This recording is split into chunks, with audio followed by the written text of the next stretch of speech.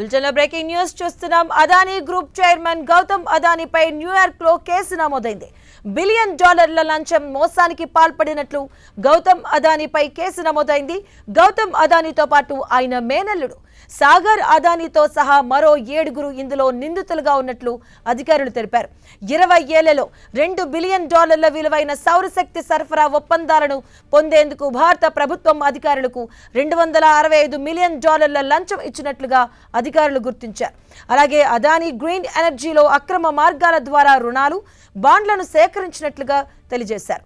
America securities exchange commission ఇచ్చిన ఫిర్యాదు మేరకు న్యూయార్క్ పోలీసులు కేసు నమోదు చేశారు. ఈ మేరకు న్యూయార్క్ కోర్టు వారెంట్ జారీ చేసింది.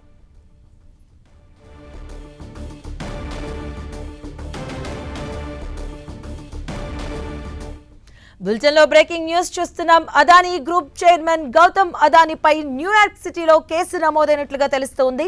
$1 బిలియన్ లంచం మోసానికి పాల్పడినట్లు గౌతమ్ అదానీపై కేసు నమోదైంది. ఇక గౌతమ్ అదానీతో పాటుగా ఆయన మేనల్లుడైనటువంటి సాగర్ అదానీతో సహా మరో 7గురు ఇందులో నిందితులుగా ఉన్నట్లుగా అధికారులు తెలిపారు.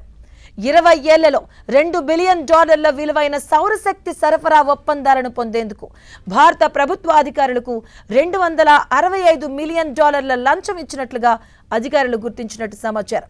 అలాగే అదానీ గ్రీన్ ఎనర్జీలో అక్రమ మార్గాల ద్వారా రుణాలు, బాండ్లను సేకరించినట్టు తెలిపారు. అమెరికా సెక్యూరిటీస్ ఎక్స్చేంజ్ కమిషన్ ఇచ్చిన ఫిర్యాదు మేరకు న్యూయార్క్ పోలీసులు కేసు నమోదు చేశారు. ఈ మేరకు న్యూయార్క్ కోర్టు వారెంట్ జారీ చేసింది.